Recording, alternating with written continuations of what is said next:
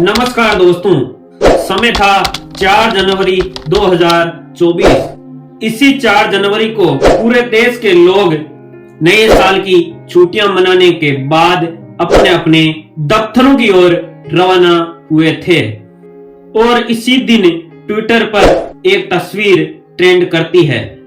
तस्वीर थी माननीय नरेंद्र मोदी की। प्रधानमंत्री नरेंद्र मोदी लक्षद्वीप के दौरे पर गए थे और वहां एक बीच पर टहलते हुए नजर आते हैं और समंदर में गोते लगाते हैं।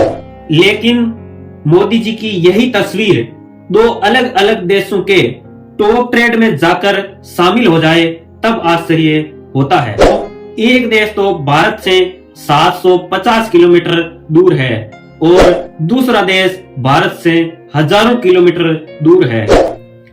उन 2 देशों का भारतीय प्रधानमंत्री नरेंद्र मोदी के लक्षद्वीप दौरे से क्या रिश्ता है वो हम आपको आगे बताएंगे। लेकिन उससे पहले आप हमारे चैनल को सब्सक्राइब करें और हमारे इस वीडियो को लाइक करें। दोस्तों 4 जनवरी को हमारे प्रधानमंत्री नरेंद्र मोदी जी लक्षद्वीप के एक बीच पर टहल रहे हैं और ठीक इसी वक्त इटली की प्रधानमंत्री इटली के एक बीच पर टहल रही है और उन्होंने अपने ट्विटर पर लिखा कि आजकल अचानक मुझे बीच से प्यार हो गया है। अब यह दोनों तस्वीरें इटली के सोशल मीडिया में टॉप ट्रेंड में है। कई लोग भारतीय यूजर्स भी लिखते हैं कि यह तो बीच बीच की बात है।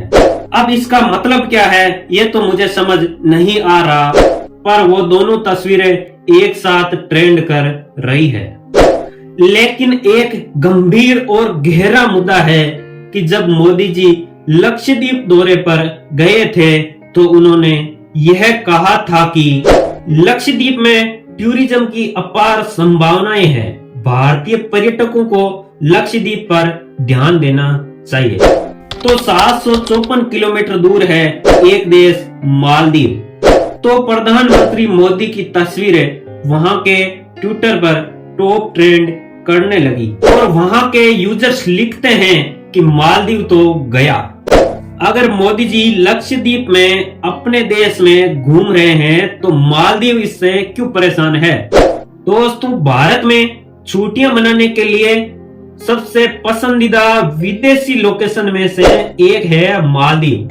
मालदीव छोटा सा देश है, 5 लाख के आसपास आबादी है और जो मालदीव पर्यटक विभाग के आंकड़े हैं उनके अनुसार 2022 में 2,41,000 भारतीय पर्यटक मालदीव में गए और 2023 में 2,09,000 पर्यटक गए थे।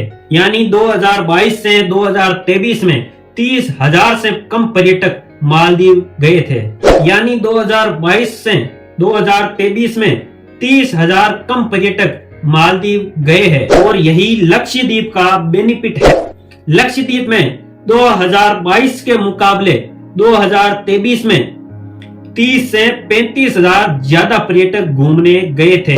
दोस्तों मालदीव की अर्थव्यवस्था पूरी पर्यटन पर आधारित है और उसमें भारतीय पर्यटन का योगदान 30% है। अब हुआ क्या आप समझ लीजिए। इससे पहले मालदीव में जो सरकार थी उसमें प्रधानमंत्री थे अब्दुल्ला यामीन और वो थे भारत के दोस्त, और भारत के दोस्त होने की वजह से भारतीय नौसेना की एक टुकड़ी मालदीव में हाइड्रो एक्सपेरिमेंट कर रही थी जिनका समझौता हुआ था भारतीय प्रधानमंत्री मोदी जी और अब्दुल्ला यामीन के बीच। अब चुनाव हुआ, मोहम्मद मोइज्दी मालदीव के प्रधानमंत्री बन गए और मोहम्मद मोइज्दी की दोस्ती है चीन के साथ। मोहम्मद मोइज्दी कट्टरपंथी है, मालदीव की अधिकतर जनसंख्या मुस्लिम है और वो मुसलमान, इस्लामिक और चीन की दोस्ती मोदी जी के साथ कैसे हो सकती है। तो वो मोदी जी से खपा है। तो उन्होंने हाल ही में 1 महीने पहले मोदी जी को चिट्ठी लिखी थी कि आप अपनी नौसेना की टुकड़ी को वापस ले जाइए, हमें इसकी कोई जरूरत नहीं है। और दोस्तों, मालदीव की एक परंपरा है जो पिछले दशकों से चली आ रही है कि वहां पर जो कोई भी नया प्रधानमंत्री बनता है तो वो अपना पहला दौरा भारत का करता है, जबकि मोहम्मद मोइज़्ज़ी ने ऐसा नहीं किया और मोहम्मद मोइज़्ज़ी ने अपना पहला दौरा भारत आने की बजाय तुर्की का किया था, भारत का पहला दौरा नहीं किया। तो मोदी जी ने सोचा, ठीक है, कमाओगे हमसे, खाओगे भी हमी से और गुण गाओगे चीन का, ये मैं नहीं होने दूंगा। तो उन्होंने इरादा बनाया लक्षद्वीप का, जो मालदीव से नजदीक है और खूबसूरती के मामले में भी मालदीव के बराबर है। मालदीव महंगा है, वहां जाने के लिए वीजा पासपोर्ट लगता है। लक्षद्वीप भारत में है, आप सस्ते में जा सकते हैं। मालदीव से बेहतर लोकेशन है। मालदीव में समंदर का पानी गंदा है। प्रधानमंत्री मोदी की एक तस्वीर लक्षद्वीप के पर्यटकों को किस प्रकार से बढ़ा सकती है, इसके कई उदाहरण देकर समझाया गया है मालदीव के अखबारों में। उन्होंने मालदीव के जो अखबार है वो अपनी सरकार से यह कह रहे हैं कि मोदी ने कुछ किया ही नहीं, सिर्फ लक्षद्वीप के समंदर में एक डुबकी लगा ली और आपकी अर्थव्यवस्था आधी रह जाएगी।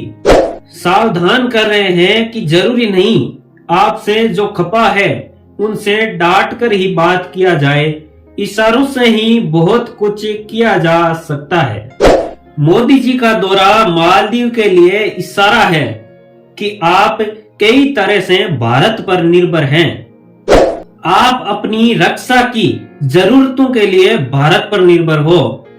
आपकी पूरी की पूरी टूरिज्म इंडस्ट्री भारतीय पर्यटकों पर निर्भर है, इसलिए चाइना को मत देखो, अपनी जगह पर आ जाओ। नहीं सुधरे तो अब्दुल्ला यामीन अभी भी वहां पर है। पर्यटन गिरेगा, अर्थव्यवस्था गिरेगी, परेशानी होगी, क्योंकि चुनाव के बाद क्या होगा आप समझना, क्योंकि वहां चुनाव 5 साल के नहीं होते, 3 साल में ही हो जाते हैं। नमस्कार।